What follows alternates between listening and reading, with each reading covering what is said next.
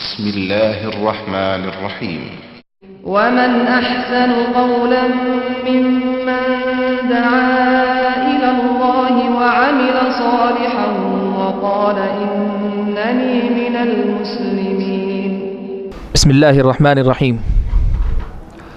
الحمد لله رب العالمين والصلاة والسلام على أشرف الأنبياء والمرسلين وعلى آله وأصحابه أجمعين ومن تبعهم بإحسان إلى يوم الدين. أما بعد، زکوٰۃ کے مسائل سے متعلق ورکشاپ کی یہ تیسری نشست ہے، تیسری سیٹنگ ہے، ہماری بیٹھک ہے۔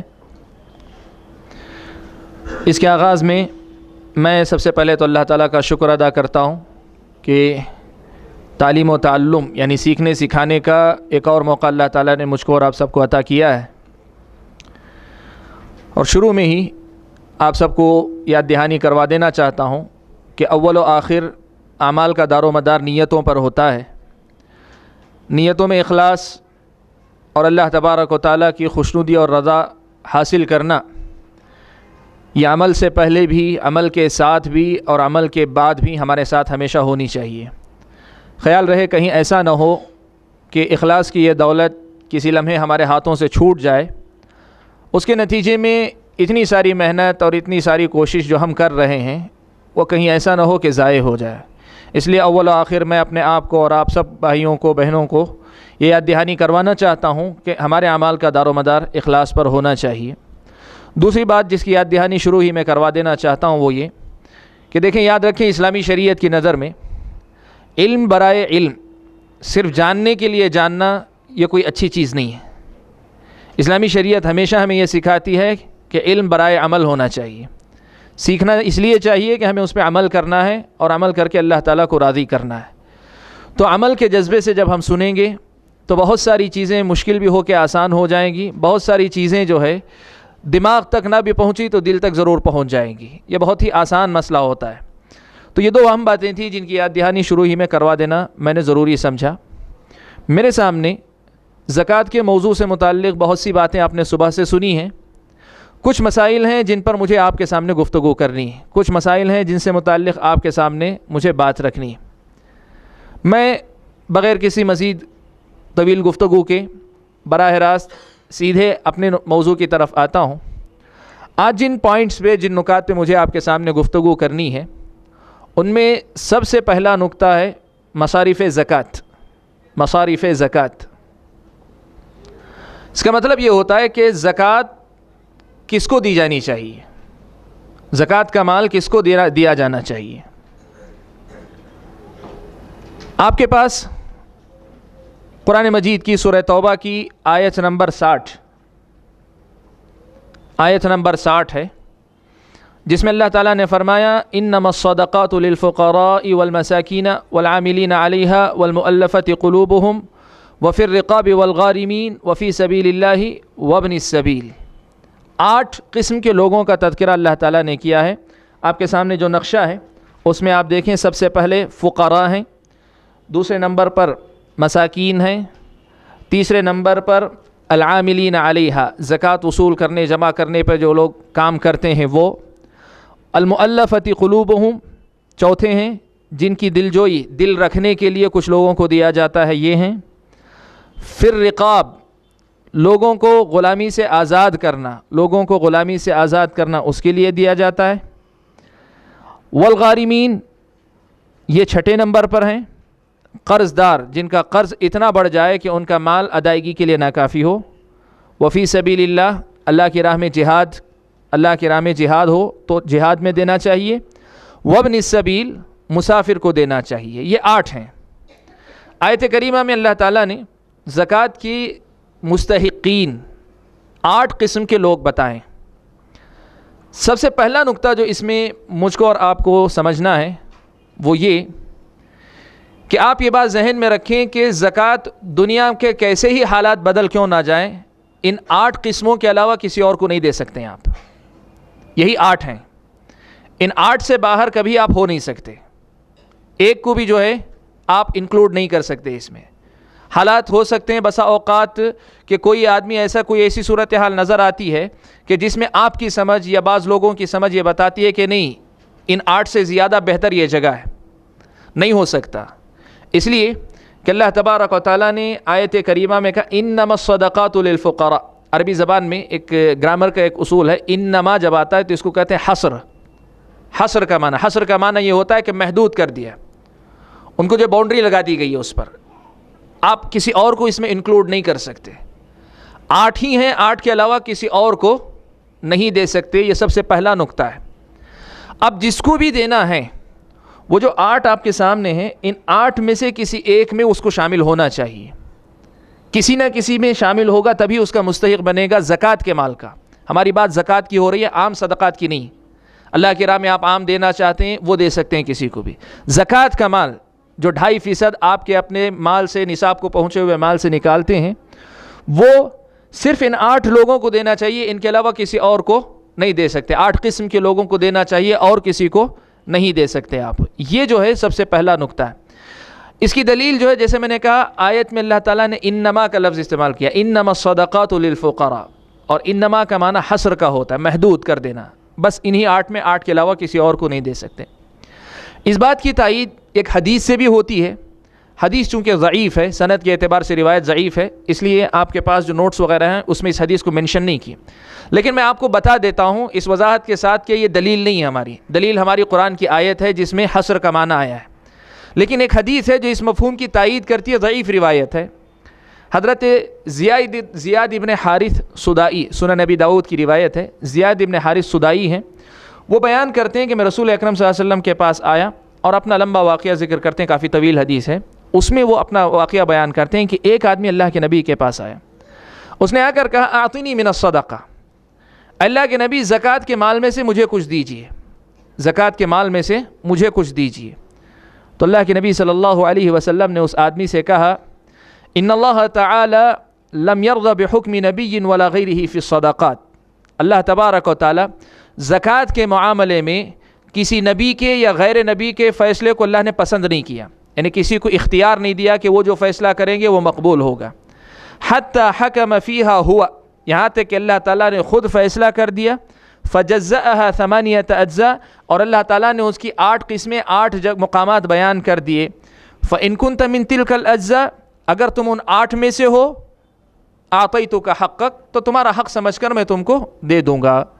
یہ ابو داؤد کی روایت ہے. ایک دم مطلب جو نقطہ میں بتا رہا ہوں اس کے لیے بالکل واضح دلیل بن سکتی تھی، لیکن سند ضعیف ہے. بات چونکہ آپ کے سامنے آ سکتی ہے اس لیے ذہن میں رکھیں، روایت ضعیف ہے، یہ ہماری دلیل نہیں ہے. ہماری دلیل قرآن مجید کی آیت ہے جس میں 8 کا ذکر کیا اور یہ کہا انما، زکوٰۃ صرف ان 8 ہی کو دی جانی چاہیے. یہ پہلی بات ہے. تو پہلا نقطہ جو ہم نے اس سلسلے میں سمجھا وہ یہ تھا کہ زکوٰۃ صرف 8 لوگوں کو، 8 قسم کے لوگوں کو دینا چاہیے، کسی اور کو نہیں دینا چاہیے. اب ان 8 میں جو الفاظ آئے ہیں، کچھ الفاظ ہمارے لیے جانے پہچانے ہیں جن کا معنی ہم پہلے سے جانتے ہیں، کچھ الفاظ شاید جو وضاحت کے محتاج ہوں گے. ایک ایک کو لیتے ہیں اور اس کا معنی اور مطلب ہم لوگ سمجھتے ہیں. پہلے 2 جو لفظ ہیں آپس میں ملتے جلتے ہیں، ایک ہے فقراء اور دوسرا ہے مساکین. ایک ہے فقراء اور دوسرا ہے مساکین. فقراء اور مساکین اردو میں جب ہم بولتے ہیں تو دونوں کا معنی ایک ہی ہے، فقیر، مانگنے والا، جس کو آپ عام الفاظ میں کہتے ہیں فقیر و مسکین. شریعت کی اصطلاح میں فقیر اور مسکین کس کو کہتے ہیں؟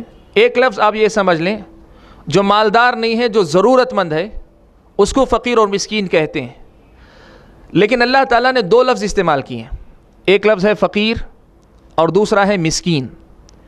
شریعت میں بغیر کسی مطلب کے سیم ورڈ کو ریپیٹ نہیں کیا جاتا. یہ ہمیشہ یاد رکھیں اصول، کہ قرآن کے اندر خاص طور پہ ایسا ایک بھی لفظ نہیں ہے کہ اس کا کوئی فائدہ نہ ہو.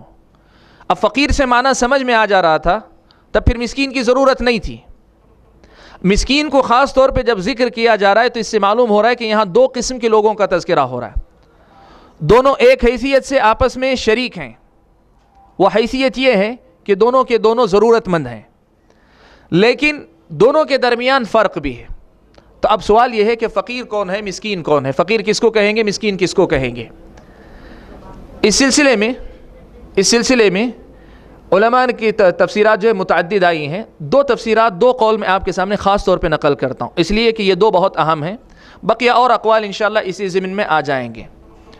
بعض علماء نے کہا فقیر ایسا ضرورت مند آدمی جو ہے ضرورت مند ہوتا ہے لیکن مانگتا نہیں، محتاج ہے، المتعفف عن المسئلہ، مانگتا نہیں، ضرورت مند ہے لیکن لوگوں سے نہیں مانگتا ہے. اور مسکین وہ ہے جو ضرورت مند ہے اور لوگوں سے مانگتا بھی ہے. فقیر وہ ہے جو ضرورت مند ہے لیکن مانگتا نہیں ہے. مسکین وہ ہے جو ہے ضرورت مند ہے اور لوگوں سے مانگتا ہے. ایک ڈفرنس یہ بتایا گیا.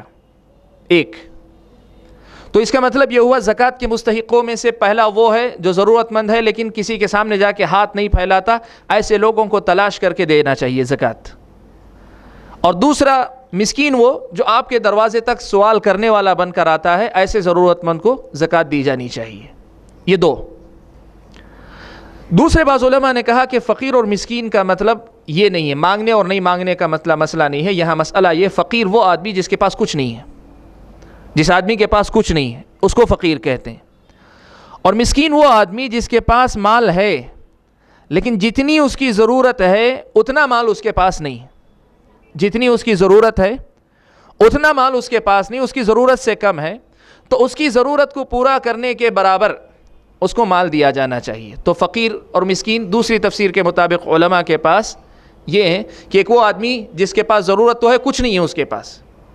دوسرا وہ آدمی مسکین ہے جس کے پاس ضرورت کے مطابق نہیں ہے لیکن تھوڑا کم ہے، آدھا کم ہے، پونا کم ہے، 20% کم ہے، کچھ کم ہے، تو اس کو مسکین کہتے ہیں. تو دونوں تعریفوں کو آپ سامنے رکھیں تو بات یہ سمجھ میں آتی ہے کہ چاہے پہلی تفسیر کے مطابق یا دوسری تفسیر کے مطابق بات گھوم پھر کر آ کے رکتی ہے کہ حاجت مند جو آدمی ضرورت مند ہے اس کی ضرورت تک اس کو جو ہے دیا جا سکتا ہے. اب یہاں ایک بہت نازک مسئلہ، بہت آسان لفظ آپ کے سامنے تھا، فقیر اور مسکین. آپ نے جو سمجھ لیا ایک فقیر ہے دوسرا مسکین ہے. ہم کب کہیں گے کہ یہ آدمی، ہم نے کہا جیسے مسکین کی تفسیر میں بعض علماء نے کہا کہ اس کی حاجت اس کی ضرورت کے برابر نہیں ہے، اس کی ضرورت کے مطابق نہیں، اس کی ضرورت پوری نہیں ہوتی ہے. لمٹ کیا ہے اس کی؟ کس لمٹ میں اگر ہو تو ہم کہیں گے کہ اس آدمی کی ضرورت پوری ہو جاتی ہے، اور کس لمٹ سے نیچے ہو تو ہم کہیں گے کہ نہیں ابھی اس کی لمٹ کو وہ پہنچا نہیں. کوئی لمٹ ہے کیا اس سلسلے میں؟ حقیقت میں شریعت میں کوئی لمٹ بتائی نہیں گئی. مثال کے طور پہ کہیں 1 لاکھ روپیہ جس آدمی کے پاس ہے وہ مالدار آدمی ہے، بے نیاز ہے، یا یہ کہا گیا ہو کہ جس کے پاس 1 لاکھ سے کم ہو وہ محتاج ہے، یا 10,000 جس کے پاس ہو وہ مالدار ہے، 10,000 سے نیچے جس کے پاس ہو وہ جو ہے محتاج ہے. ایسی کوئی لمٹ شریعت میں نہیں بیان کی گئی ہے، شریعت اسلامیہ میں نہیں بیان کی گئی ہے. پھر کیسے یہ طے کیا جائے گا؟ کیسے طے کیا جائے گا؟ اہل علم نے اس کی وضاحت کرتے ہوئے لکھا ہے کہ اصل میں جو ہے ضرورت جو انسان کی ہوتی ہے اس کے 3 درجے ہیں. ایک کہتے ہیں ضروریات، دوسرے کو کہتے ہیں حاجیات، تیسرے کو کہتے ہیں تحسینات اور کمالیات. ان 3 کی وضاحت میں آپ کے سامنے کرتا ہوں. ضرورت کا مطلب عربی میں وہ چیز کہ جس کے بغیر آدمی زندہ نہیں رہ سکتا، زندہ نہیں رہ سکتا، یہ ضرورت ہے عربی کی زبان میں. دوسرے نمبر پر ہے حاجیات، حاجت کہتے ہیں. عربی کی نظر میں، عربی زبان میں حاجت کہتے ہیں انسان کی زندگی کی ایسی ضرورتیں کہ جن کے بغیر اس کی زندگی کی گاڑی چل نہیں سکتی. زندہ تو رہتا ہے لیکن زندگی کی گاڑی آگے چل نہیں سکتی. کھانا صحیح سے میسر نہ ہو نہیں چل سکتا معاملہ، کپڑا صحیح سے میسر نہ ہو اس کی زندگی نارمل نہیں چل سکتی. گھر رہنے کے لیے رہائش جو ہے مطلب ایسی نہ ہو، چھت جو ہے جو اسے بارش سے بچا سکے، دھوپ سے محفوظ رکھ سکے، ایسی چاہے کرائے کا ہی کیوں نہ ہو، میسر نہ ہو، زندگی کی گاڑی نہیں چل سکتی. تو یہ ہیں. اور اس کے بعد تیسرے درجے میں آتے ہیں جن کو ہم تحسینات کہتے ہیں یا کمالیات کہتے ہیں، جن کو آپ عام زبان میں کہنا چاہیں تو لگژری لائف کہہ سکتے ہیں آپ. تعیش پسند زندگی، آرام دہ زندگی. تو جو ضرورتیں ہماری ضرورت کے درجے میں ہوں یا حاجت کے درجے میں ہوں، ضرورت یا حاجت کے درجے میں ہوں، اگر یہ پوری نہیں ہوتی ہیں تو ہم کہتے ہیں کہ اس آدمی کے پاس اپنی ضرورت کے مطابق پیسہ نہیں ہے، یہ زکوٰۃ کا مستحق ہے. جس آدمی کے پاس ضروریات کے درجے کی چیزیں ہوں اور حاجیات کے درجے کی چیزیں ہوں، بقیہ کمالیات یا تحسینات جن کو ہم نے کہا لگژری لائف کا جو حصہ ہے، یہ چیزیں جس کو حاصل نہ ہو، جیسے چلنے پھرنے کے لیے گاڑی نہیں ہے، آپ کہہ سکتے ہیں ہماری عام زبان میں ہماری ضرورت ہے لیکن یہ دنیا کے اعتبار سے شریعت کے اصولوں کی روشنی میں یہ جو ہے کمالیات کے درجے کی چیز ہے، یہ ضرورت میں یا حاجیات میں نہیں آتی ہے۔ تو ضرورت کا ضابطہ یہ ہے کہ جس کے ہوتے ہوئے انسان کی زندگی چل سکتی ہے، وہاں تک اگر مال آدمی کے پاس موجود ہو تب پھر وہ آدمی جو مسکین کے درجے سے نکل جائے گا۔ تو گویا معلوم یہ ہوا ہمارے سامنے جو ہے زکوٰۃ کے جو 8 مصرف تھے، 8 مقامات تھے جہاں ہمیں خرچ کرنا چاہیے تھا، ان میں سے 2 مقام ہم نے دیکھے۔ سب سے پہلا جو ہے فقیر ہے، دوسرا مسکین ہے، ان 2 کو جو ہے دیا جانا چاہیے۔ تیسرے نمبر پر فقیر اور مسکین، ان دونوں کی وضاحت کے بعد اللہ تبارک و تعالیٰ نے کہا والعاملین علیہا، والعاملین علیہا۔ تیسرے مستحق وہ لوگ ہیں جو زکوٰۃ اکٹھا کرنے اور زکوٰۃ کو اس کے مستحقین تک پہنچانے کی کوشش کرتے ہیں۔ اب یہاں دیکھیں، زکوٰۃ جو ہے میرے پاس ہے، میں براہ راست کسی غریب کو دے سکتا ہوں، میں کسی غریب کو مستحق کو دے سکتا ہوں، لیکن اسلامی شریعت میں جو سسٹم ہے، اسلامی حکومت اگر ہوتی ہے، بیت المال میں مال اکٹھا کیا جاتا ہے، زکوٰۃ کا مال پھر بیت المال سے مستحقین کو دیا جاتا ہے۔ تو جو لوگ مال اکٹھا کرنے کے لیے جاتے ہیں، جو کام کرتے ہیں، زکوٰۃ کو اکٹھا کر کے تقسیم کرنے تک کے مرحلے میں جو لوگ کام کرتے ہیں، ان کو عامل کہتے ہیں، عاملین علیہا۔ اس سلسلے میں نبی اکرم صلی اللہ علیہ وسلم کی جو کئی حدیثیں ہیں، 1-2 حدیثیں اس میں جو ہے مسائل واضح ہوں گے۔ آپ کو مختصر پہلے یہ بتا دیتا ہوں کہ یہ آدمی جو زکوٰۃ کو وصول کر کے مستحق تک پہنچانے کی کوشش کرتا ہے، اس کی اجرت، اس کی تنخواہ یا اس کا وظیفہ اسی زکوٰۃ کے مال سے دیا جا سکتا ہے، اسی زکوٰۃ کے مال سے دیا جا سکتا ہے۔ یہ تیسرا مقام ہے جہاں زکوٰۃ خرچ ہو سکتی ہے۔ یہاں کچھ چیزوں کی وضاحت کر دیتا ہوں آپ کو۔ اب یہ کام کرنے والا آدمی بہت بڑا مالدار بھی ہو، بہت بڑا مالدار بھی ہو، تب بھی جو ہے اسے یہ حق حاصل ہے کہ وہ اسے وصول کرے، یعنی وہ اپنی اجرت اس میں سے زکوٰۃ میں سے لے سکتا ہے۔ مالدار آدمی جو ہے فقیر و مسکین کے اعتبار سے نہیں لے سکتا، اس لیے کہ فقیر اور مسکین ہونا، لیکن عامل کی حیثیت سے ایک مالدار آدمی اگر زکوٰۃ کے مال کو اکٹھا کر کے خرچ کرتا ہے تو جتنی اس کی اجرت بنتی ہے اتنی اجرت وہ لے سکتا ہے۔ اس کی دلیل کیا ہے؟ نبی اکرم صلی اللہ علیہ وسلم کی مشہور حدیث ہے، صحیح بخاری اور مسلم کی، صحیح بخاری اور مسلم کی روایت ہے۔ حضرت عمر ابن خطاب رضی اللہ تعالیٰ عنہ روایت کرتے ہیں کہ اللہ کے نبی صلی اللہ علیہ وسلم نے مجھے زکوٰۃ وصول کرنے کے لیے بھیجا۔ زکوٰۃ وصول کر کے میں واپس لوٹا، میں جب اللہ صلی اللہ علیہ وسلم کے پاس پہنچا تو اللہ کے نبی صلی اللہ علیہ وسلم نے اس مال میں سے مجھے کچھ اجرت دینی چاہیے۔ میں نے کہا اللہ کے نبی مجھے اجرت کی ضرورت نہیں ہے، مجھے اجرت کی ضرورت نہیں ہے، میں تو اللہ کے لیے للہ فی اللہ میں نے کام کیا ہے۔ اللہ کے نبی صلی اللہ علیہ وسلم نے حضرت عمر کو کہا کہ دیکھو عمر، اگر کوئی مال تمہارے طلب کیے بغیر تم تک پہنچتا ہے، تمہارے دل میں اس کا لالچ نہیں ہے، تم اسے طلب نہیں کرتے ہو، اور مال خود تم تک پہنچتا ہے، تو تم اس مال کو لے لو، خذہ فتمولہ، اس کو لو اور اسے اپنا مال بنا لو، وتصدق بھی، اور تم کو ضرورت نہ ہو تو تم چاہو تو اپنے طرف سے صدقہ کر دو، لیکن تم جو مال تم تک آ رہا ہے اسے لے لو۔ یہ اللہ کے نبی صلی اللہ علیہ وسلم نے جو ہے نصیحت کی، تفصیلی حدیث صحیح بخاری و مسلم کی یہ روایت ہے۔ اسے کیا معلوم ہوا؟ حضرت عمر ابن خطاب رضی اللہ تعالیٰ عنہ بے نیاز تھے، ضرورت نہیں تھی، لیکن عامل کی حیثیت سے جب انہوں نے کام کیا تو اللہ کے نبی صلی اللہ علیہ وسلم نے ان کو اسی مال زکوٰۃ میں سے ان کی اجرت عطا کی۔ تو عامل جو اس پہ کام کرتا ہے اس کو اجرت دی جا سکتی ہے۔ ضمناً یہ مسئلہ بھی یاد رکھیں، لیکن جو آدمی عامل بنتا ہے، جیسے آج اگر حالات بدل گئے، اسلامی حکومت یہاں نہیں ہمارے اپنے پاس، اور یہاں جو ہے مطلب زکوٰۃ کا وہ اجتماعی نظام باقاعدہ بیت المال کے تحت نہیں ہو پا رہا ہے، اگر کچھ لوگ مل کر آپس میں زکوٰۃ کا مال اکٹھا کر کے لوگوں کا فائدہ کرنا چاہتے ہیں، شریعت میں اجازت ہے، اس کی گنجائش ہے، زکوٰۃ کا اجتماعی نظام لائیں، اس کی گنجائش ہے، بلکہ اس کے بڑے فوائد ہیں، زکوٰۃ کا اجتماعی نظام لانے کے بڑے فوائد ہیں اس کے اندر۔ اب اگر ایسا کوئی سسٹم لایا جاتا ہے اور اس سسٹم کا جو واجبی خرچ ہوتا ہے بہت زیادہ پھیلا کرنے، جو واجبی خرچ پیسہ کلیکٹ کر کے خرچ کرنے تک اگر ہوتا ہے تو وہ خرچ اس میں سے استعمال کیا جا سکتا ہے عامل کی حیثیت سے، جو آدمی خرید کے وصول کر کے لاتا ہے اس کی تنخواہ اس میں سے دی جا سکتی ہے۔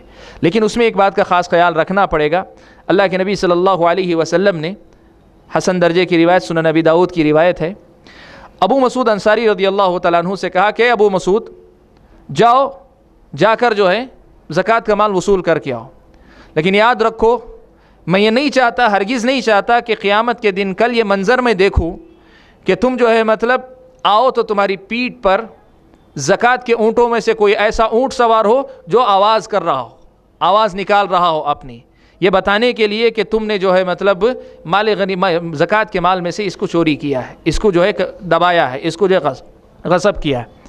تو حضرت ابو مسعود انصاری نے کہا کہ اللہ کے نبی اتنی سخت وعید اگر ہے تب تو میں جاؤں گا ہی نہیں، میں جاؤں گا ہی نہیں، وصول کرنے جاؤں گا ہی نہیں۔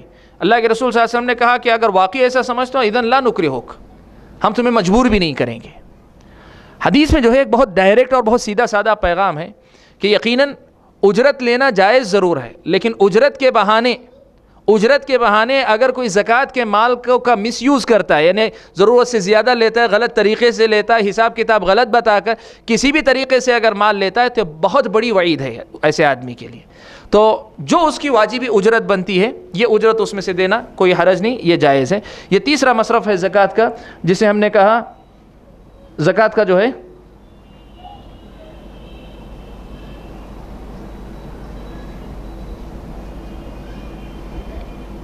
والعاملین علیہا ہے۔ چوتھا مصرف ہے المؤلفۃ قلوبہم۔ چوتھی جگہ جہاں زکوٰۃ دی جا سکتی ہے وہ ہے تالیف قلب کے لیے، دل جوئی کے لیے، کسی کا دل رکھنے کے لیے۔ اور یہاں کسی کا دل رکھنے والے سے مراد جو ہے خاص طور پہ وہ نو مسلم بھائی ہیں جو نئے نئے اسلام قبول کیے رہتے ہیں، ابھی اسلام کی حقانیت کا وہ گہرا اثر، ابتدائی اثر تو ہے جس کے سے متاثر ہو کر اسلام قبول کر چکے ہیں، ابھی اسلام ان کے دلوں میں اتنی گہرائی تک نہیں اترا ہے کہ جہاں جو ہے وہ اسلام کی خاطر سب ٹھکرا دیں۔ ایسے لوگوں کو اسلام پر جمائے رکھنے کے لیے نو مسلم بھائیوں کو جو ہے اگر پیسہ دیا جاتا ہے تاکہ وہ اسلام پر جمے رہیں تو پھر یہ زکوٰۃ کا مال وہاں پر استعمال ہو سکتا ہے، تالیف قلب کے لیے استعمال کیا جا سکتا ہے۔ اس سلسلے میں صحیح مسلم کی روایت ہے کہ رسول اکرم صلی اللہ علیہ وسلم جنگ حنین سے فارغ ہوئے تو آپ صلی اللہ علیہ وسلم نے صفوان ابن امیہ کو 100 اونٹ دیے۔ نئے نئے مسلمان صفوان ابن امیہ، حالانکہ مالدار آدمی، اور یہ بات یاد رکھیں یہ جو تالیف قلب کے لیے دیا جاتا ہے ضروری نہیں کہ وہ فقیر قسم کا ہو، وہ اپنی جگہ مالدار پہلے سے ہو سکتا ہے، لیکن اسلام لانے کے بعد اسلام پر اسے جمائے رکھنے کے لیے مالدار ہونے کے باوجود اسے دیا جاتا ہے۔ صفوان ابن امیہ سردار قسم کا آدمی ہے، مکہ کے سرداروں میں سے رہے، تو صفوان ابن امیہ کو اللہ کے رسول صلی اللہ علیہ وسلم نے جنگ حنین کے بعد 100 اونٹ دیے ایک مرتبہ، پھر تھوڑی دیر بعد پھر 100 اونٹ دیے، پھر 100 اونٹ دیے، 300 اونٹ اللہ کے رسول صلی اللہ علیہ وسلم نے صفوان ابن امیہ کو اللہ کے رسول صلی اللہ علیہ وسلم نے دیے، یہاں تک کہ صفوان نے کہا کہ اللہ کے رسول صلی اللہ علیہ وسلم نے مجھے جو مال دیا، اتنا مال دیا کہ اللہ کی قسم ایک وقت تھا کہ اللہ کے نبی سب سے زیادہ میرے نزدیک ناپسندیدہ انسان تھے، کفر کا دور، لیکن اسلام قبول کیا، اور اسلام قبول کرنے کے بعد اللہ کے نبی صلی اللہ علیہ وسلم مجھے دیتے رہے یہاں تک کہ اللہ کے نبی صلی اللہ علیہ وسلم میرے نزدیک سب سے زیادہ چہیتے انسان بن گئے۔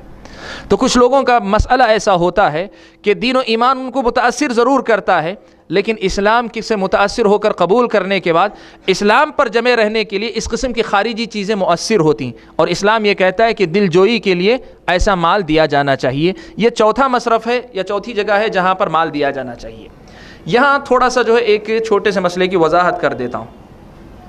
عمر ابن خطاب رضی اللہ تعالیٰ عنہ کے سامنے یہ مسئلہ آیا، اسلام جب غالب ہو گیا، حضرت اللہ کے نبی کی زندگی کے بعد ابو بکر و عمر کی خلافت کا دور آیا، تو عمر ابن خطاب رضی اللہ تعالیٰ عنہ کے زمانے میں یہ مسئلہ اٹھا، تو حضرت عمر ابن خطاب نے کہا جب اسلام کمزور تھا تب ہم لوگ جو ہے کیا کرتے تھے، لوگوں کو اسلام پر جمائے رکھنے کے لیے پیسہ دیا کرتے تھے، اب اسلام اتنا طاقتور ہو چکا ہے کہ اب کسی پیسے ویسے کی ضرورت نہیں، جو آدمی ایمان لائے گا اپنے لیے لائے گا، جو کفر پہ رہنا چاہے گا وہ رہے۔ اسلام اتنا مضبوط ہو چکا ہے کہ اب کسی کی دل جوئی کی ہمیں ضرورت نہیں ہے۔ یہ حضرت عمر ابن خطاب کا فیصلہ تھا۔ یہاں جو ہے اب بعض اہل علم کے پاس اختلاف ہوا، کیا اب اس زمانے کے بعد اسلام ایک مرتبہ پوری طریقے سے غالب آنے کے بعد کیا یہ 8 مصارف میں سے ایک مصرف ہمیشہ کے لیے ختم ہو گیا، اب اس کے بعد کبھی نہیں دے سکتے اسلام مسلمان نو مسلم کی دلجوئی کے لیے، یا دے سکتے ہیں؟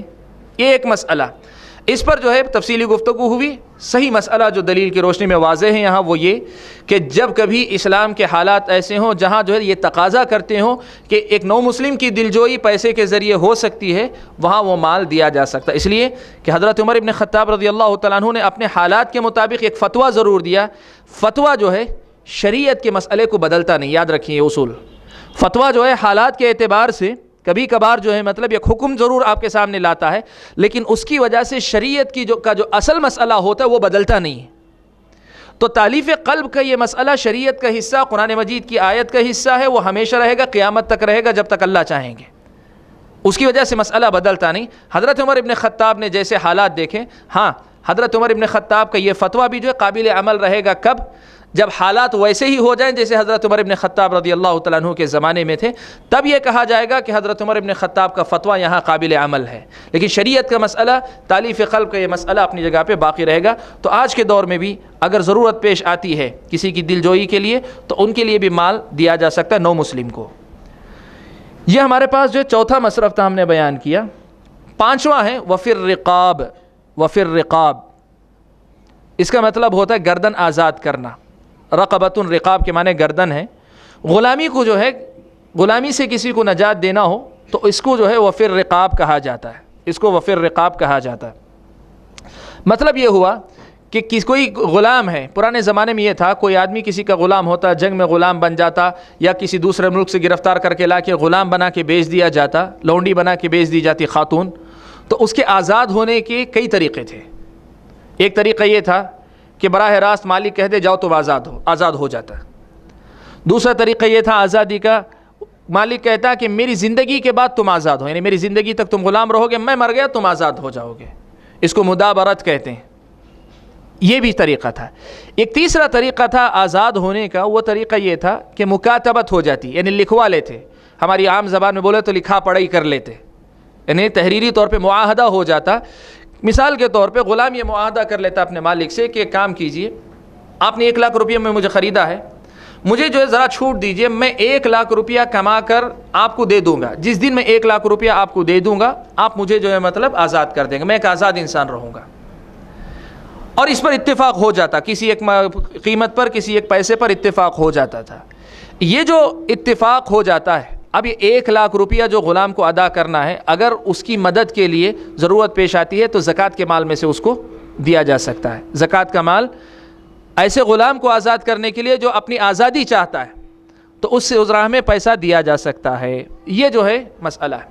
ضمناً یہاں ایک مسئلہ آتا ہے، اور یہ مسئلہ جو ہے نئے دور کے مسائل میں سے ہے، اور کئی اہل علم کے درمیان مختلف رائے رہی ہے۔ بس جو رائے جو ہے مطلب سمجھ میں راجح نظر آتی وہ آپ کے سامنے ذکر کر رہا ہوں، اس وضاحت کے ساتھ کہ پہلی بات جو مسئلہ بتانے جا رہا ہوں یہ قرآن کی آیت کا مسئلہ نہیں ہے براہ راست، قرآن کی آیت کا براہ راست مسئلہ غلامی کا ہے۔ مسئلہ یہ ہے کہ آج کے دور میں جیسے جو ہے مطلب بعض مسلم نوجوانوں کو جیل کے اندر جو ہے بے قصور مسلم نوجوانوں کو، واضح لفظ میں کہیں بے قصور مسلم نوجوانوں کو قیدی بنا دیا جاتا ہے، جن کے بارے میں جو ہے باقاعدہ بات کھل کر سامنے آتی ہے کہ یہ بے قصور ہیں، واضح ہوتی ہے، وہ نہیں جن کے ساتھ جرم ثابت ہوتا ہے۔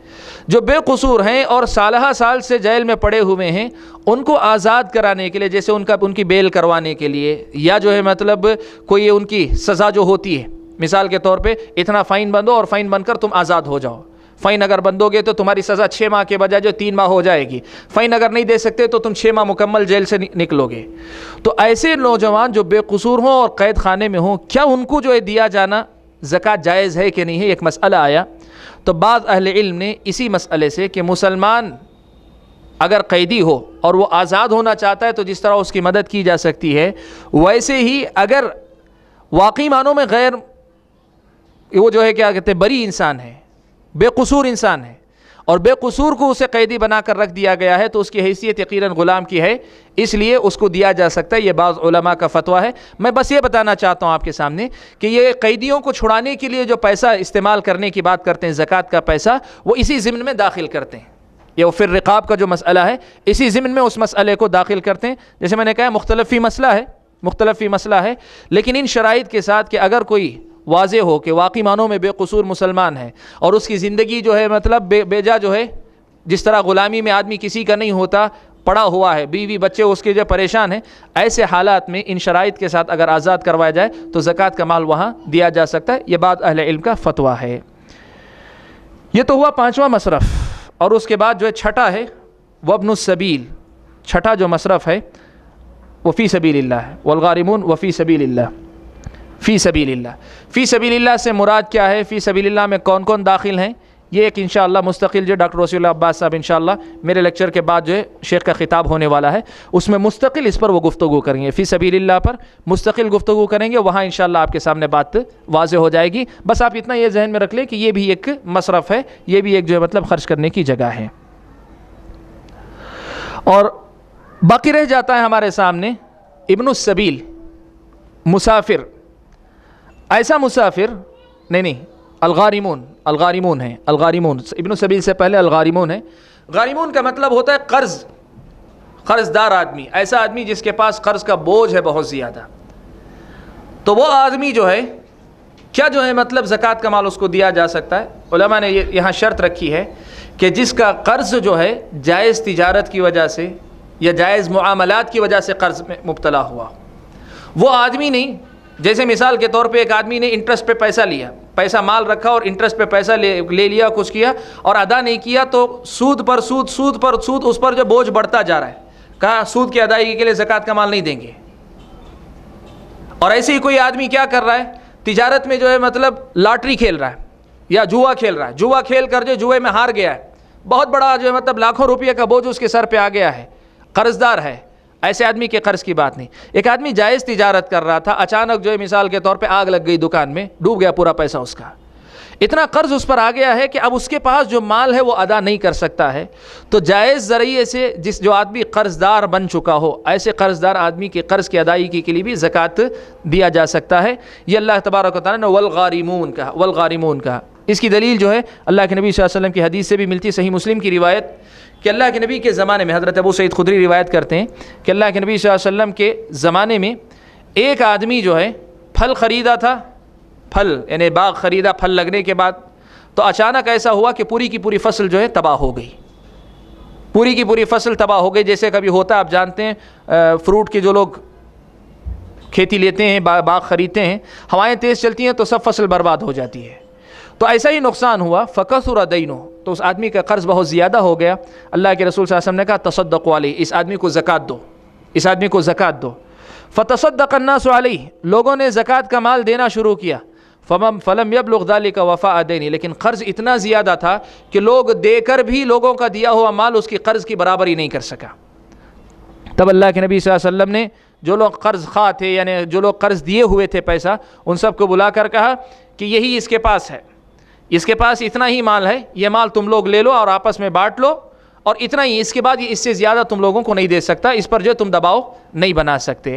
یہاں ایک ضمن دوسرا مسئلہ آتا ہے کہ آدمی پاپر ہو جائے، جس کو کہتے ہیں پاپر ہونا، یعنی پوری طریقے سے اپنا سب کچھ سرمایہ گنوا بیٹھتا ہے، تو اس کا مسئلہ کیا ہے؟ یہ وہی مسئلہ ہے، چونکہ زکوٰۃ کا مسئلہ نہیں، میں اس کی تفصیل میں نہیں جاؤں گا، لیکن جو مسئلہ تھا کہ ایک آدمی قرض دار ہو گیا، تو اللہ کے نبی صلی اللہ علیہ وسلم نے کیا کیا؟ اس آدمی کی خاطر لوگوں کو کہا اپنے زکوٰۃ کا مال تم لوگ اس کو دو۔ اس سے معلوم ہوا کہ یہ جو ہے ایک اور مصرف ہے۔ اور آخری جو ہے غارمون کے بعد وفی سبیل اللہ، جس کا ذکر آنے والا ہے، اس کے بعد آتا ہے وابن السبیل، مسافر آدمی کے بارے میں رسول اکرم صلی اللہ علیہ وسلم کی حدیث بھی ہے، سنن ابی داؤد کی روایت ہے، صحیح روایت ہے۔ انس بن مالک رضی اللہ تعالیٰ عنہ کہتے ہیں، اس میں اللہ کے نبی صلی اللہ علیہ وسلم کا مذاق بھی ہے، دیکھیں اللہ کے نبی صلی اللہ علیہ وسلم کیسا مذاق کرتے تھے۔ ایک آدمی اللہ کے نبی صلی اللہ علیہ وسلم کے پاس آیا اور آ کر کہا، اللہ کے نبی احملنی، مجھے سواری دیجیے، میں مسافر ہوں، میری سواری ضائع ہو گئی، اب مجھے سواری دیجیے۔ تو اللہ کے رسول صلی اللہ علیہ وسلم نے کہا، انا حاملوک علی ولد الناقہ، ہم تمہیں اونٹنی کے بچے پہ سوار کر دیں گے، یعنی اونٹنی کا بچہ تم کو دے دیں گے۔ قال وما اصنع بولد الناقہ، اس آدمی نے کہا، اللہ کے نبی میں کہہ رہا ہوں مجھے سواری کے لیے اونٹ دیجیے، اور آپ کہہ رہے ہیں جو اونٹنی کا بچہ دیں گے، اونٹنی کا بچہ لے کے میں کیا کروں گا؟ تو اللہ کے رسول صلی اللہ علیہ وسلم نے کہا، وَهَلْ تَلِدُ الْإِبِلُ إِلَّا النُّوقَ، اللہ کے نبی صلی اللہ علیہ وسلم نے کہا، وَهَلْ تَلِدُ الْإِبِلَ إِلَّا النُّوقَ، اللہ کے نبی صلی اللہ علیہ وسلم نے کہا کہ جو اونٹ تم مانگ رہے ہو وہ اونٹنی کا بچہ ہی نہ ہوگا، وہ کتنا ہی بڑا کیوں نہ ہو، اونٹنی کا بچہ ہی ہوگا۔ یہ اللہ کے نبی صلی اللہ علیہ وسلم کا مذاق تھا۔ لیکن جو مسئلہ جو ہمارا باب سے متعلق مسئلہ ہے وہ یہ کہ ایک آدمی جو ہے مسافر آدمی اپنی پریشانی لے کے اللہ کے نبی کے پاس پہنچتا، کہتا ہے مجھے سوار کروا دیجئے، اور اللہ کے نبی صلی اللہ علیہ وسلم حکم دیتے ہیں بیت المال میں سے اسے جو ہے جانور دے دیا جاتا ہے۔ تو مسافر، اور مسافر کے سلسلے میں بھی، قرض دار کے سلسلے میں بھی یہ وضاحت آپ کے سامنے رکھوں کہ وہ آدمی کتنا ہی بڑا مالدار، مثال کے طور پہ 1 کروڑ پتی تاجر ہے، جائز تجارت کر رہا تھا، ایسا کوئی حادثہ پیش آیا کہ اس کا پورا پیسہ ڈوب گیا اور وہ جو ہے 2 کروڑ روپے کا جو ہے قرض دار ہو گیا ہے، تو زکوٰۃ 2 کروڑ روپے تک کی زکوٰۃ اس کو دی جا سکتی ہے۔ آپ پیسے کی کثرت قلت نہیں دیکھیں گے، قرض دار کا بوجھ پورا اتارنے تک جتنا پیسہ ہو وہ سب دیا جا سکتا ہے۔ ویسے ہی مسافر کے سلسلے میں بھی یہ مسئلہ یاد رکھیں، وہ مسافر اپنی بستی میں بہت بڑا جو ہے کروڑ پتی ہو سکتا ہے، لیکن اس وقت جب وہ سفر میں ہیں، اگر اس کے پاس سفر خرچ نہیں ہے، پیسہ نہیں ہے، سواری نہیں ہے، کھانے کے لیے جو ہے مطلب پیسہ نہیں ہے، تو سفر کی ضرورت پورے کرنے کے لیے، اپنی منزل تک پہنچنے کے لیے جتنی اس کی ضرورت ہوگی اتنا پیسہ زکوٰۃ سے لے سکتا ہے، اس میں کوئی حرج نہیں ہے۔ تو یہ جو ہے پورے 8 مصارف تھے، کوئی مصرف باقی نہیں رہا نا انشاءاللہ؟ جی ہاں، تو 8 مصارف تھے جن میں سے 7 سے متعلق تفصیل سے ہم نے بات کی، جو 8واں ہے وہ انشاءاللہ ڈاکٹر وسیع اللہ عباس صاحب آپ کے سامنے تفصیل سے گفتگو کریں گے۔ یہ ہمارا فرسٹ پوائنٹ تھا، زکوٰۃ کے 8 مصارف۔ اس کا آخری مسئلہ ہے، وہ مسئلہ یہ ہے کہ کیا اب میرے پاس اگر زکوٰۃ ہے تو کیا میرے لیے ضروری ہے کہ میں 8 لوگوں کو دوں، یا ان میں سے کسی ایک آدمی کی ایک قسم کے لوگوں کو دے سکتا ہوں؟ فرض کریں میرے پاس زکوٰۃ ہے، فرض کریں 8 لاکھ روپے، کیا ضروری ہے کہ ہر ایک کو برابر 1-1 لاکھ روپے تقسیم کر کے دوں؟ 8,000 روپے 1,000 روپے برابر تقسیم کر کے دوں؟ ایسا کوئی شرط ہے ایسی کہ نہیں ہے؟ یا یہ ایک اور مسئلہ یہ بھی آتا ہے کہ صرف فقراء جیسے مثال کے طور پہ ایک ہی قسم کو میں منتخب کرتا ہوں، فقراء کو دوں گا، یا میں کسی قرض دار کو دوں گا، یا کسی مسافر کو دوں گا، تو کیا صرف ایک ہی آدمی کو پورا مال دے سکتا ہوں، میری جتنی زکوٰۃ ہے پوری، یا فقیر میں بھی فقیروں میں سے کئی کو بانٹ کے دینا پڑے گا؟ تو اس سلسلے میں جو مسئلہ ہے آپ یاد رکھیں کہ آپ جو ہے اس میں کسی قسم کی پابندی آپ پر نہیں، آپ ایک ہی قسم کے لوگوں کو پورا مال دے سکتے ہیں، بلکہ بسا اوقات ایک ہی قسم کے ایک ہی آدمی کو پورا مال دے سکتے ہیں آپ، اور بعض اوقات ہمیشہ نہیں، بعض اوقات ایک ہی قسم کے ایک آدمی کو پوری زکوٰۃ دینے کا فائدہ بھی ہوتا ہے۔ مثال کے طور پہ آپ کی زکوٰۃ ایک جو 25,000 روپے نکلتی ہے، 25,000 روپے اگر آپ کی زکوٰۃ نکل رہی ہے، 25,000 روپے جو ہے ایک جو ہے مطلب آپ کی زکوٰۃ نکل رہی ہے، آپ اگر جو ہے اسے 5 گھروں پہ تقسیم کر کے دیں گے، 5,000 روپے ایک گھر کو آپ دیں گے، یا 5 افراد کو دیں گے، 5,000 روپیہ دیں گے، ان کی چھوٹی موٹی ضرورت پوری ہوگی۔ اس کے بجائے 25,000 روپیہ پورا اکٹھا کر کے کسی ایک آدمی کو آپ جو ہے دے دیں، اور اس کا کچھ ایسا انتظام کر دیں کہ وہ گاڑی ڈھکیل کر صحیح، یا چھوٹا موٹا کاروبار جو 10-20 ہزار روپے میں چل جاتا ہے، روز مال خریدنا، بازار سے بیچنا، شام میں جو ہے پیسہ جو ہے تازہ جمع کر کے نکلنا، اس قسم کا کوئی بزنس اگر آپ لگا کے دیتے ہیں تو یہ زیادہ بہتر ہے۔ فائدہ کیا ہے اس میں؟ 5,000 روپے جو بانٹ کر آپ دیتے ہیں، اگلے سال پھر جو ہے 5 کے 5 فقیر آپ کے سامنے موجود رہیں گے۔ اس کے مقابلے میں اگر ایک فقیر کو آپ جو ہے مطلب بے نیاز کر دیتے ہیں، ہو سکتا ہے اگلے سال آپ کے سامنے صرف 4-5 میں سے 4 فقیر باقی رہیں گے۔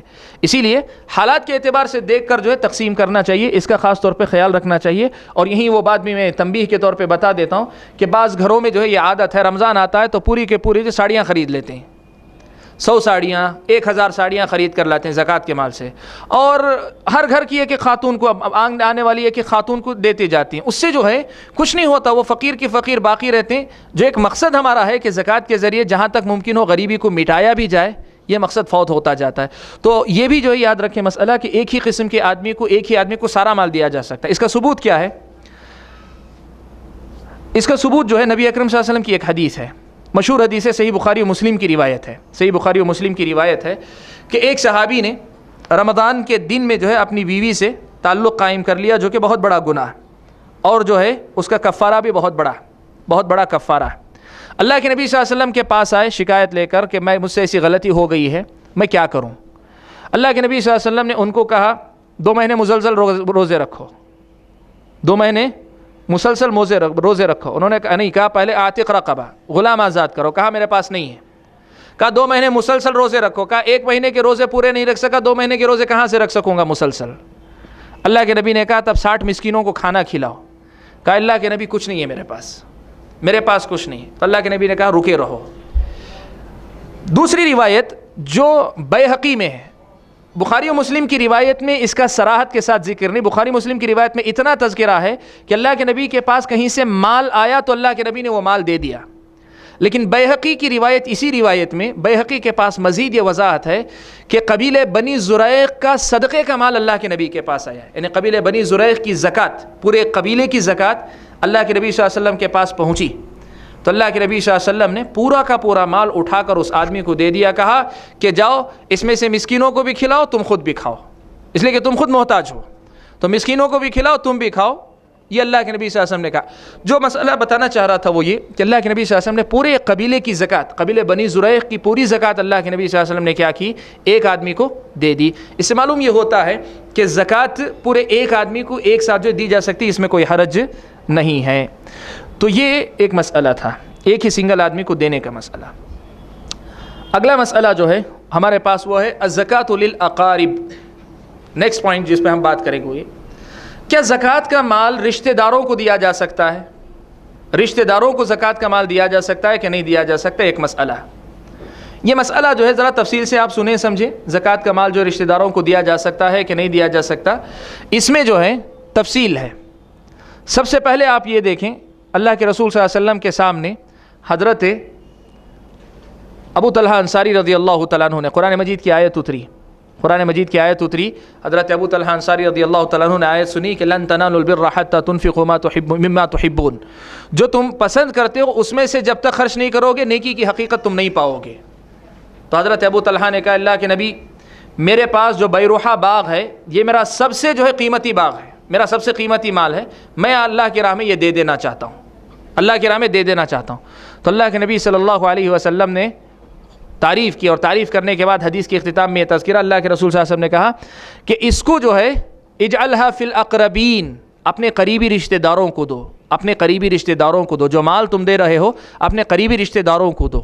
تو قریبی رشتہ داروں کو مال دینا، اس کی ترغیب شریعت میں آئی ہے، بلکہ اللہ کے نبی صلی اللہ علیہ وسلم نے اگلی روایت، ایک اور روایت میں اللہ کے نبی صلی اللہ علیہ وسلم نے صحابہ کو ترغیب دلاتے ہوئے کہا کہ مال جب دو تو جو ہے رشتہ داروں کو دو، اس لیے کہ ایک عام آدمی کو اگر تم زکوٰۃ دو گے تو صرف ایک زکوٰۃ ہوگی، ایک صدقہ ہوگا، لیکن اگر اپنے رشتہ دار کو اگر دو گے تو صدقہ بھی ہے، صلہ رحمی بھی ہے، صدقہ بھی ہے، صلہ رحمی بھی ہے، دگنا اجر ہے۔ اس سے مسئلہ معلوم یہ ہوا کہ زکوٰۃ جو ہے کوشش یہ کرنی چاہیے کہ ہر آدمی اپنے رشتہ داروں میں سے مستحقین کو دے، اپنے رشتہ داروں میں سے مستحقین، یعنی یہ جو 8 قسمیں ہمارے سامنے آئی تھیں ابھی تھوڑی دیر پہلے، ان 8 قسموں میں سے کوئی بھی قسم اپنے رشتہ داروں میں تلاش کرے، کیا ان شرائط پہ پورا اترنے والا کوئی رشتہ دار ہے؟ اگر ہے تو اس کو دیں، اس میں آپ کو ڈبل اجر ملے گا، دگنا اجر آپ کو ملے گا کہ آپ جو ہے رشتہ داری کا حق بھی ادا کر رہے ہیں اور زکوٰۃ بھی ادا کر رہے ہیں، دگنا اجر آپ کو ملے گا۔ البتہ رشتہ داروں میں سے بعض رشتہ دار ہیں جن کو آپ زکوٰۃ کا مال جو ہے ان کی محتاجی کی وجہ سے نہیں دے سکتے۔ کون ہیں؟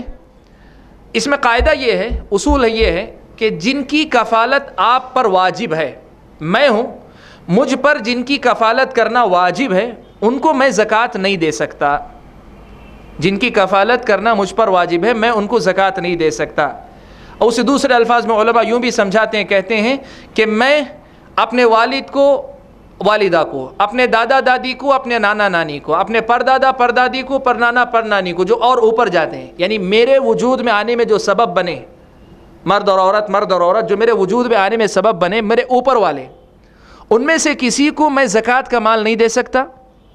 ویسے ہی میری جو نسل چلتی ہے، میری اولاد یا اولاد کی اولاد، یعنی بیٹے بیٹیاں، پوتے نواسے، یا پوتے اور نواسے، پوتیاں اور نواسیاں، جو ہماری نسل چلتی ہے، تو اوپر اور نیچے دونوں طرف جو سلسلہ چلتا ہے ان دو کو ہم نہیں دے سکتے، اس لیے کہ یہ دونوں کے دونوں، چاہے والد والدہ ہوں، دادا دادی ہوں، پردادا پردادی ہوں، ان کی کفالت ہمارے ذمے ہے، ہمارے اوپر واجب ہے، ہمارے اوپر واجب ہے۔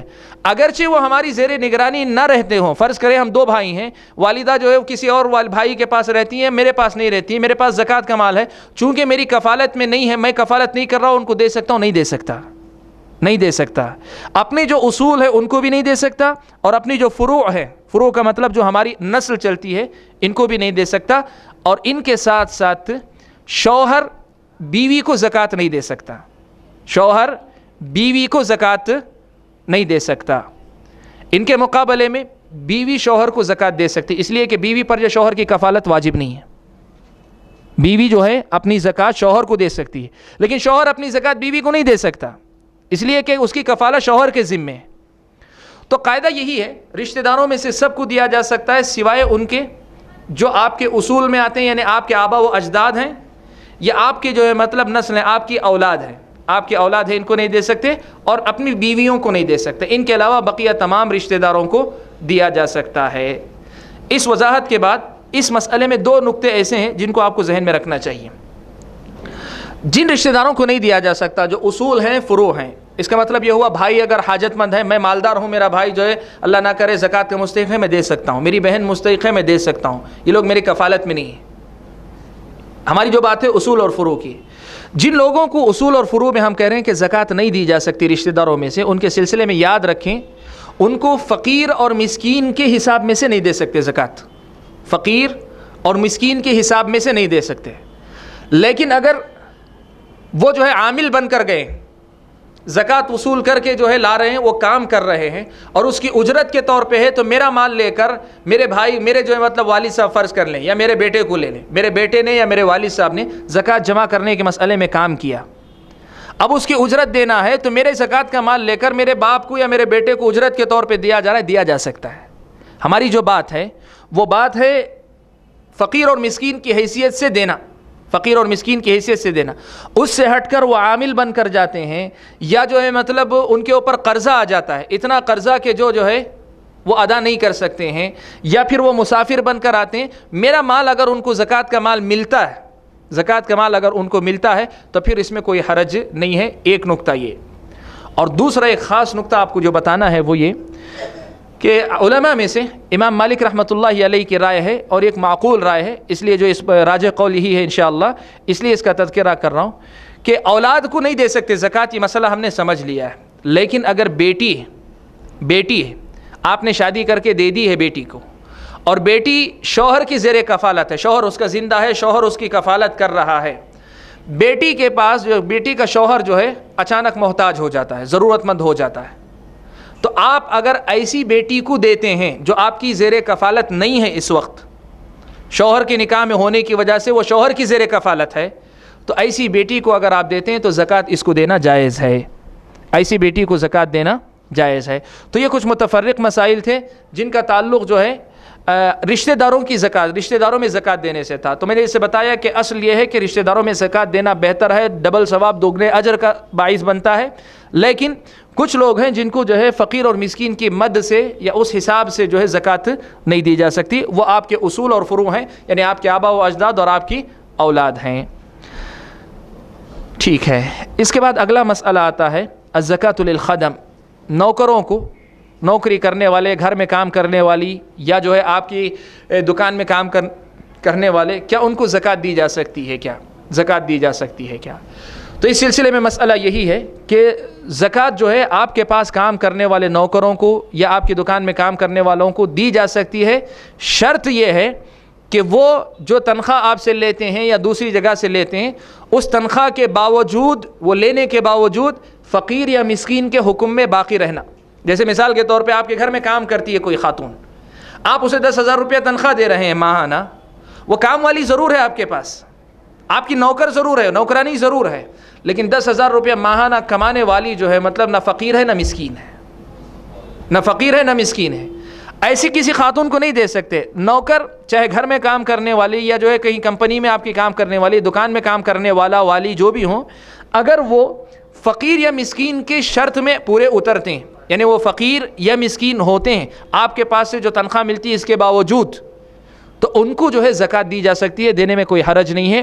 بس ایک چیز کا خیال رکھنا چاہیے، وہ یہ کہ اس زکوٰۃ کے بدلے میں ان نوکروں سے آپ کوئی اضافی فائدہ نہ لیں، اس زکوٰۃ کے بدلے میں آپ جو ہے نوکروں سے کوئی فائدہ مت لیں۔ جیسے مثال کے طور پہ آپ کے پاس تنخواہ جو ہے کم ہے، آپ کے پاس تنخواہ کم ہے، جیسے مثال کے طور پہ عرف ہے کہ ایک نوکرانی کی تنخواہ جو ہے 5,000 روپے ماہانہ دینی چاہیے، آپ کیا کرتی ہیں، اس سے کہتی ہیں کہ دیکھو ماہانہ 4,000 روپے دے دوں گی، ہاں سال میں ایک مرتبہ جو میری زکوٰۃ نکلے گی اس میں سے بھی تم کو دوں گی۔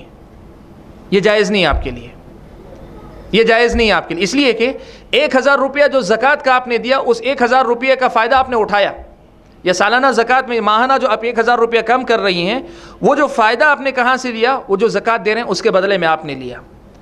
تو نوکروں کی زکوٰۃ کے سلسلے میں یہ رکھیں کہ آپ جو ہے مطلب زکوٰۃ دیں گے اور اس سے 1% بھی آپ کسی بھی قسم کا فائدہ نہیں لیں گے، ایک قسم کا بھی۔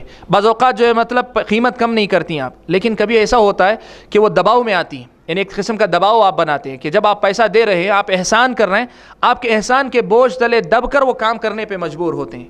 ایسی کسی بھی چیز کی گنجائش اسلامی شریعت میں نہیں ہے. نوکر کو زکوٰۃ دے سکتے ہیں آپ، اگر وہ جو ہے مستحقین میں سے ہے تو وہ نوکر کی حیثیت سے نہیں لے رہا ہے، وہ فقیر یا مسکین ہونے کی حیثیت سے آپ کے پاس لے رہا ہے، اور نوکر کو دینے کی وجہ سے آپ کو کوئی زائد ثواب بھی نہیں ہے. یہ بات بھی یاد رکھیں، نوکر کو دینے کی وجہ سے کوئی زائد ثواب نہیں.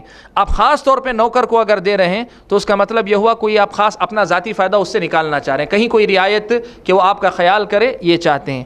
تو جہاں تک دینے کا مسئلہ ہے دینا جائز ہے، لیکن خاص طور پہ نوکر کو دینے کا کوئی خاص الگ فائدہ نہیں ہے، اور کوئی خاص فائدہ بھی آپ اس کی امید بھی نہیں رکھ سکتے.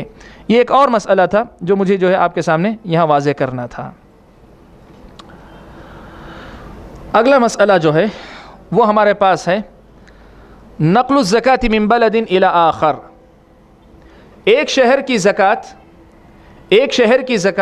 کیا دوسرے شہر کو منتقل کی جا سکتی ہے؟ جی ہاں، ایک شہر کی زکوٰۃ کیا دوسرے شہر کو منتقل کی جا سکتی ہے کہ نہیں کی جا سکتی؟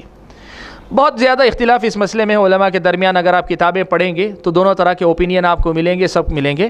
جو فائنل ہے جس سے ہمارا کام چلے، جو مطلب دلائل کی روشنی میں جو بات آخر میں کھل کے سامنے آتی ہے، بس میں وہ ذکر کروں گا، تفصیلات میں نہیں جاؤں گا. اصل میں حدیث میں اللہ کے نبی صلی اللہ علیہ وسلم نے کہا تؤخذ من اغنیائہم فترد فی فقرائہم یا علی فقرائہم. ان کے مالداروں سے لی جائے گی اور ان کے فقراء میں تقسیم کی جائے گی. تو یہ ان کے جو ضمیر آئی ہے، یہ ان کے سے مراد کیا ہے؟ کیا اسی بستی کے لوگوں سے لی جائے گی اور اسی بستی کے لوگوں کو دی جائے گی؟ یہ بعض علماء نے کہا. بعض علماء نے کہا نہیں، مسلمان مالداروں سے لی جائے گی اور مسلمان فقراء کو دی جائے گی. تو ان لوگوں نے کہا کسی کو بھی دے سکتے ہیں. راجح جو مسئلہ ہے وہ یہ کہ اصل یہی ہے کہ جس جگہ زکوٰۃ لی جاتی ہے اسی جگہ تقسیم ہونا یہی اصل ہے. شریعت میں اصل یہی ہے کہ زکوٰۃ جہاں سے لی جاتی ہے اسی جگہ پر جو ہے ختم کی جائے، اسی جگہ پر جو ہے دی جائے، یہی اصل ہے. ہاں اگر جس جگہ جو ہے ہم وصول کر رہے ہیں اس جگہ ضرورت مند نہیں ہے، ضرورت مند لوگ ہمیں نظر نہیں آتے ہیں، تب دوسری جگہ منتقل کی جا سکتی ہے. ایک صورت ہے. یا دوسری صورت یہ ہے کہ جس جگہ ہم رہتے ہیں وہاں کے لوگوں کی ضرورت عام قسم کی ضرورت، روز مرہ کی ضرورت ہے، لیکن کسی جگہ مسلمانوں کے ساتھ ایسا کوئی حادثہ ہوتا ہے کہ وہاں بہت زیادہ اشد ضرورت ہے، دانے دانے کے محتاج ہو گئے ہیں. ایسی کوئی صورت ہو تو علماء نے کہا کہ ایسی صورت میں ایک علاقے کی زکوٰۃ دوسرے علاقے میں منتقل کی جا سکتی ہے، اس میں کوئی حرج نہیں ہے. تو مسئلہ یہ معلوم ہوا کہ زکوٰۃ اصل یہی ہے کہ جس جگہ کی ہے وہیں خرچ کی جائے گی، وہیں دی جائے گی زکوٰۃ. البتہ دو حالتیں ہیں، ایک یہ کہ یہاں لینے والے اتنے مستحق نظر نہ آئیں تب دوسری، یا دوسری جگہ اتنے ضرورت مند ہوں کہ ان کی ضرورت کے مقابلے میں ان کی ضرورت کوئی حیثیت نہ رکھتی ہو، تب وہاں منتقل کی جا سکتی ہے. لیکن اصل یہی ہے کہ زکوٰۃ جس جگہ لی جاتی ہے وہیں دی جانی چاہیے، یہی بات راجح ہے انشاءاللہ. اور اگلا مسئلہ، اگلے دو مسئلے ہیں، ان میں سے ایک مسئلہ آتا ہے کہ کیا زکوٰۃ ادا کرنے میں کسی کو وکیل بنا سکتے ہیں، ذمہ دار بنا سکتے ہیں کیا؟ زکوٰۃ ادا کرنے کے سلسلے میں کسی کو وکیل ذمہ دار بنا سکتے ہیں کیا؟ احادیث بہت سی ہیں. اللہ کے نبی صلی اللہ علیہ وسلم نے زکوٰۃ وصول کرنے کے لیے اپنا وکیل مقرر کیا تھا، اور زکوٰۃ کی ادائیگی کے لیے بھی وکیل مقرر کیا جا سکتا ہے. اس کے دلائل جو وضاحت کے ساتھ ملتے ہیں. تو آپ کسی کو ذمہ دار بنا سکتے ہیں زکوٰۃ کی ادائیگی کے لیے کہ میری زکوٰۃ ہے، میں کیا کرتا ہوں فلاں بھائی صاحب کو دے دیتا ہوں کہ آپ یہ زکوٰۃ مستحقین کو تلاش کر کے دے دیجئے. میں مستحقین کو نہیں جانتا، آپ کو ذمہ داری دیتا ہوں کہ آپ مستحقین کو تلاش کر کے تقسیم کر دیں. لیکن خیال رہے آپ اسے لاپرواہی کے ساتھ کسی کے بھی حوالے نہیں کر سکتے. آپ وکیل بنا سکتے ہیں، ذمہ دار بنا سکتے ہیں، لیکن کسی کے بھی آدمی، کوئی بھی آدمی آیا بولے چلو مصیبت کہاں ہم جو ڈھونڈتے پھریں گے، زکوٰۃ ہے میری میں دے دیتا ہوں، میں تو دے دیا نا، یہ نہیں کہہ سکتے آپ. آپ کی یہ ذمہ داری بنتی ہے کہ یا تو مستحق تک پہنچائیں یا ایسے آدمی تک پہنچائیں جس کے بارے میں آپ کو کم از کم اطمینان ہو کہ وہ مستحقین کو ہی دے گا، وہ مستحقین کو ہی دے گا. تو ایسے ہی آدمی کو آپ ذمہ دار بنا سکتے ہیں. ہر ایرے غیرے کو زکوٰۃ دے کر مطمئن ہو جائیں کہ نہیں وہ دے لے گا مستحقین کو، آپ مطمئن ہو جائیں، اس کی شریعت میں آپ کو اجازت نہیں. تو وکیل بنانا، نائب بنانا، اپنے طور پہ کسی اور کو دینے کے لیے ذمہ داری دینا، یہ جائز ہے، اس شرط کے ساتھ کہ جو ہے وہ قابل بھروسہ ہو، قابل اعتماد ہو. اور اس کے بعد اگلا مسئلہ ہے جو اہم بھی ہے، وہ مسئلہ ہے الاستثمار فی اموال الزکوٰۃ. زکوٰۃ کے مال میں کو جو ہے انویسٹ کر سکتے ہیں کیا؟ جیسے میرے پاس جو ہے زکوٰۃ کا مال ہے، جیسے میں ابھی مثال دے رہا تھا 25,000 روپیہ ہے، 25,000 روپیہ میں اب دے دوں گا تو ایک آدمی کا بھلا ہوگا، لیکن میں اسے کیا کرتا ہوں، کسی بزنس میں انویسٹ کرتا ہوں. وہ کیا ہوتا ہے، بڑھ کر جو ہے اگلے سال تک ہو سکتا ہے 2 لاکھ روپیہ ہو جائے. کوئی ایسا بزنس مین ہے جو لیتا ہے اور پورا پروفٹ اسی کو دے دیتا ہے, کوئی پرسنٹیج لیتا نہیں زکوٰۃ کے نام پر. یا مثال کے طور پہ کوئی آرگنائزیشن ہے, وہ کیا کرتی ہے, پورے لوگوں کی زکوٰۃ اکٹھا کرتی ہے, اگلے سال تک جو ہے اس کو بزنس کر کے اس کو بڑھاوا دیتی ہے, اور بڑھاوا دینے کے بعد اسے خرچ کرتی ہے. کیا اس طرح کیا جا سکتا ہے؟ زکوٰۃ کے مال کو انویسٹ کیا جا سکتا ہے, اس کو کمائی میں کی راہ میں لگایا جا سکتا ہے کہ نہیں لگایا جا سکتا؟ تو اس سلسلے میں صحیح مسئلہ یہی ہے کہ ایسا کرنا جائز نہیں ہے, ایسا کرنا جائز نہیں ہے. زکوٰۃ کے مال کو آپ انویسٹ نہیں کر سکتے کہیں بھی. علماء نے, بعض لوگوں نے کہا کہ اس سے فائدہ یہ ہوتا ہے کہ اب اگر دیں گے تو 2 آدمی کا فائدہ ہوگا, سال کے بعد وہی پیسہ ہم 10 آدمی کی مدد کر سکتے ہیں. تو کہا کہ زکوٰۃ کا اصل مقصد جو ہے, جو سامنے موجود فقیر ہے, محتاج ہے, اس کی مدد ہو. اس کی مدد نہ کر کے آپ جو کسی اور کو دینے کی بات کریں, 10 آدمی کو دینے کی بات کریں, اس کی شریعت میں کوئی اجازت نہیں ہے. فرسٹ پریفرنس جسے آپ کو دیں گے, جو پہلی توجہ کا جو مستحق قرار پائے گا آپ کے, وہ وہی ہوگا جو ہے سامنے موجود ہے. تو آج کا پیسہ آج دیں, کل کا پیسہ کل دیں. زکوٰۃ واجب ہونے کے بعد فوراً ادا کرنا ضروری ہے. آپ جو ہے ڈیلے نہیں کر سکتے, تاخیر نہیں کر سکتے زکوٰۃ کی ادائیگی کے سلسلے میں. اس لیے آپ جو اسے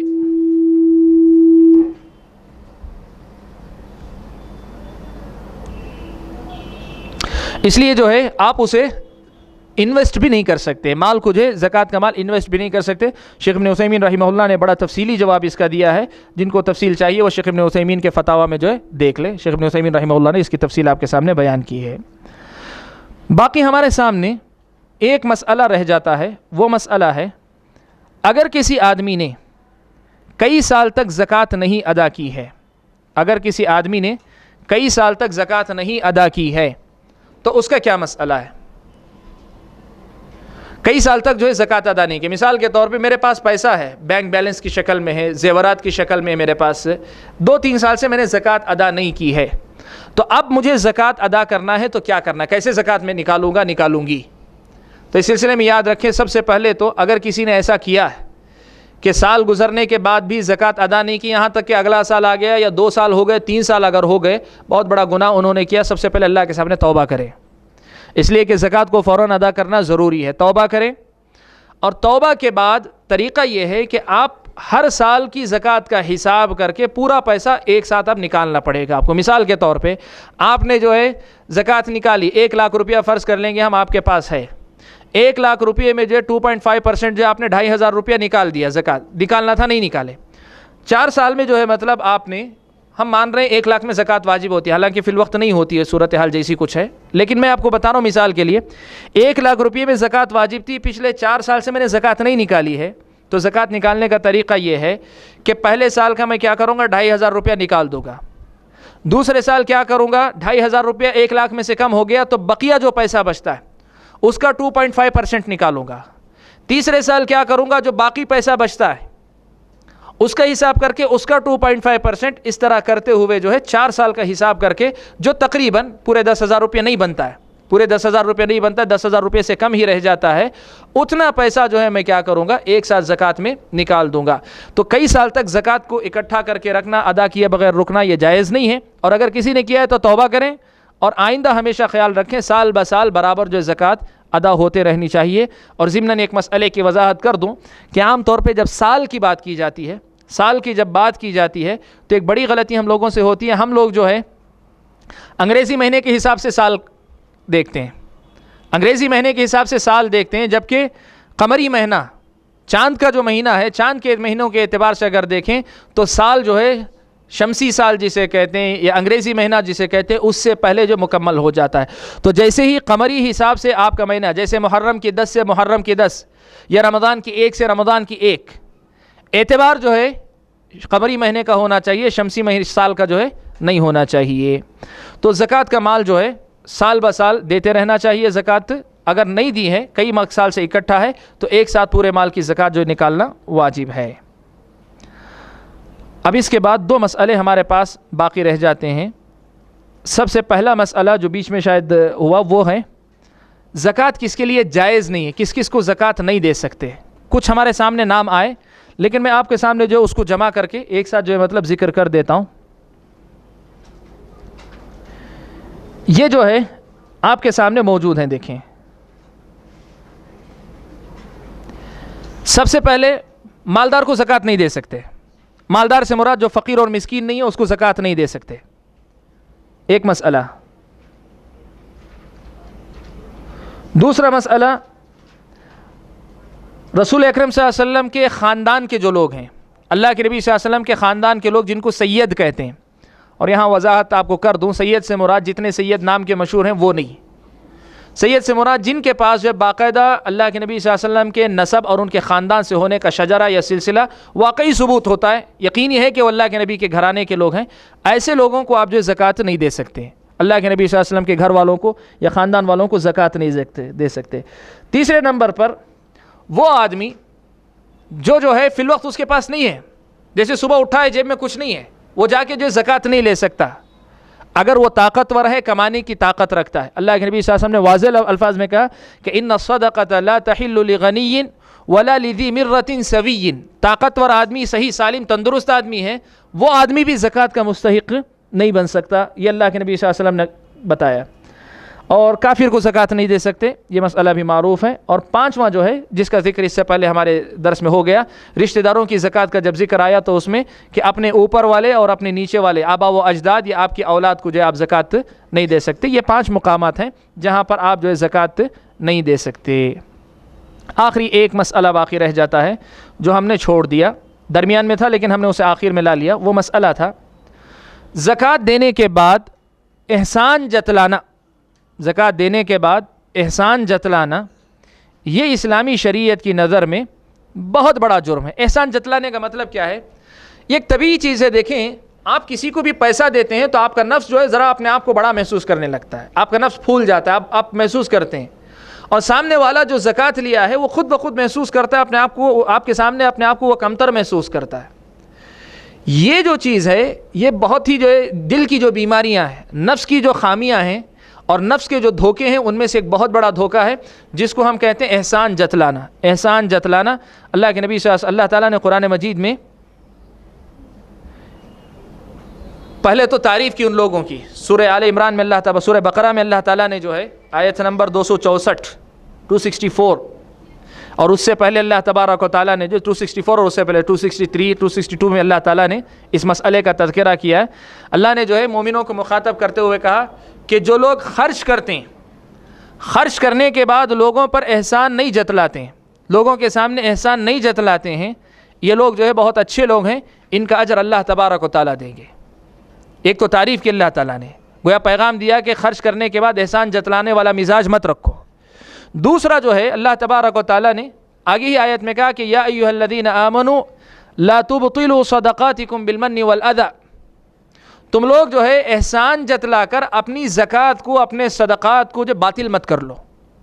یعنی مطلب یہ ہوا کہ زکوٰۃ دینے کے بعد, صدقہ دینے کے بعد اگر آپ احسان جتلائیں گی, آپ کی زکوٰۃ اور آپ کا صدقہ باطل ہو جائے گا, اللہ کے پاس جو رد ہو جائے گا, اللہ تعالیٰ کے پاس اجر نہیں ملے گا, آپ کو ختم ہو جائے گا آپ کا دیا ہوا سب کچھ. احسان جتلانے کی بیماری بڑی خطرناک بیماری. اللہ تعالیٰ نے مثال دے کر کہا کہ جو آدمی مال دینے کے بعد احسان جتلاتا ہے اس کی مثال ویسی ہی ہے جیسے جو ہے ایک چٹان ہے, صاف چٹان ہے ایک. اس صاف چٹان پر جو ہے مطلب تھوڑی سی مٹی پڑی ہوئی ہے, بارش پڑتی ہے تو کیا ہوتا ہے, وہ پانی جو بارش کا ٹپکتا ہے یا وہ قطرے جو پانی کے گرتے ہیں وہ اس چٹان پر سے اس پورے کی پوری مٹی کو بہا دیتے ہیں. چٹان جو ہے بالکل صاف و شفاف ہو کر رہ جاتی ہے. جس طریقے سے یہ مٹی چٹان پر سے صاف ہو کے نکل جاتی ہے, کوئی اثر بھی باقی نہیں چھوڑتی اپنا وہاں, بالکل اسی طریقے سے آپ احسان جتلاتے ہیں تو آپ کا دیا ہوا صدقہ بھی ویسے ہی غائب ہو جاتا ہے, سب ختم ہو جاتا ہے, کوئی چیز باقی نہیں رہ جاتی. اللہ کے نبی صلی اللہ علیہ وسلم نے بڑی سخت وعید سنائی حدیث میں, جو حدیث آپ کے پاس نوٹس میں لکھی ہوئی آپ دیکھیں. اللہ کے نبی صلی اللہ علیہ وسلم نے کہا 3 قسم کے آدمی ہیں جن کی طرف قیامت کے دن اللہ تبارک و تعالیٰ دیکھیں گے بھی نہیں. اللہ تعالیٰ دیکھیں گے بھی نہیں, یعنی نظر رحمت نہیں کریں گے, اور ان کو اللہ تبارک و تعالیٰ کے پاس دردناک عذاب ہے اس قسم کے لوگوں کو. ان میں سے ایک کون ہے؟ کہا المنان, جو لوگوں کو دینے کے بعد احسان جتلاتا ہو. احسان جتلاتا ہو, یہ اس کی شکلیں کئی ہو سکتی ہیں, احسان جتلانے کی شکلیں کئی ہو سکتی ہیں.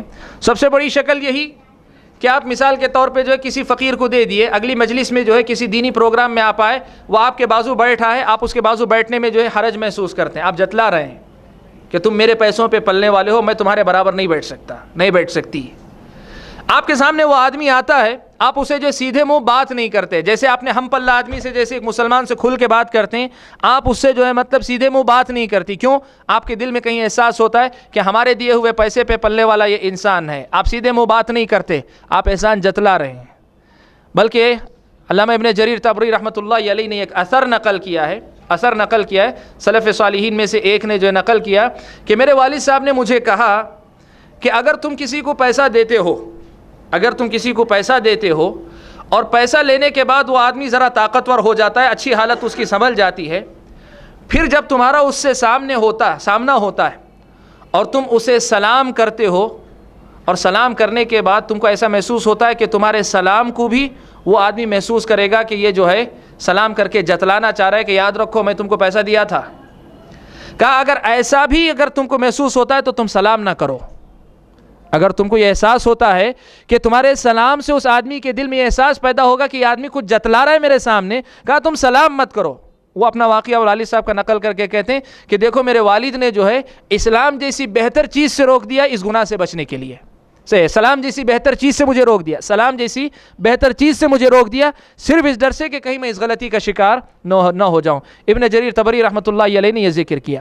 ایسے ہی بعض اوقات جو ہے ایسا ہوتا ہے ہماری زبان سے کچھ کلمات نکل جاتے ہیں، ہم بغیر سوچے سمجھے بولتے ہیں، اس میں احسان جتلانے والی بات ہوتی ہے. ایک واقعہ وہ بھی ابن جریر نے نقل کیا ہے کہ ایک عورت آ کر اس نے ایک عالم کے سامنے کہا کہ مولانا مجھے ایک ایسے آدمی کو بتائیے جو اللہ کی راہ میں جہاد کے لیے نکلنا چاہتا ہے، اس لیے کہ اللہ کی راہ میں جہاد کے لیے نکلنے والے لوگ ہم جیسے لوگوں کی تلاش میں رہتے ہیں. لفظ کیا استعمال کیا؟ ہم جیسے لوگوں کے سامنے جو ہے تلاش میں رہتے ہیں. مولانا سے آ کر عالم سے شیخ سے سوال یہ کیا کہ کسی ایسے آدمی کے بارے میں بتائیے جو اللہ کی راہ میں نکلنا چاہتا ہے، میں اپنا مال اسے زکوٰۃ کا مال یا صدقے کا مال اپنا پیسہ اسے دینا چاہتی ہوں، اور یہ لوگ جو ہے ہم جیسے لوگوں کی تلاش میں رہتے ہیں. یہ جو جملہ کہا تو شیخ نے جو فوراً اس عورت کو ٹوکا کہ اے عورت، مال دینے سے پہلے ہی تو نے احسان جتلا دیا. یہ جو جملہ ہے، اس قسم کے جملے آپ یاد رکھیں، چاہے آپ کی زبان سے، آپ کی آنکھ کے اشارے سے، آپ کے طرز عمل سے، آپ کے سلوک سے کہیں بھی اگر جھلکتا ہے کہ آپ نے کچھ دیا ہے تب پھر آپ احسان جتلا رہے ہیں. اور احسان جتلانا جیسے میں نے کہا اپنی ساری نیکی کو برباد کرنا، زکوٰۃ کو برباد کر لینا. علماء نے اس آیت کی تفسیر کرتے ہوئے کہ لا تبطلوا صدقاتکم بالمن والاذى ایک بہت دقیق نقطہ لکھا ہے. وہ کہتے ہیں کہ زکوٰۃ دے کر خاص طور پہ، صدقے کی بات دوسری ہے، عام طور پہ زکوٰۃ دے کر آپ نے کسی پہ احسان نہیں کیا، آپ نے اپنے اوپر احسان کیا خود. اس لیے کہ زکوٰۃ نہیں دیتے تو کل قیامت کے دن آپ کا حال کیا ہوتا آپ نے سنا. آپ نے خود اپنے اوپر احسان کیا ہے، آپ نے کسی اور پہ احسان نہیں کیا ہے. اس لیے زکوٰۃ دینے کے بعد وہ احسان جتلانے والا جو ایک جذبہ ہے، وہ ایک احساس ہے، وہ آپ کے دل میں کبھی نہیں پیدا ہونا چاہیے. یہی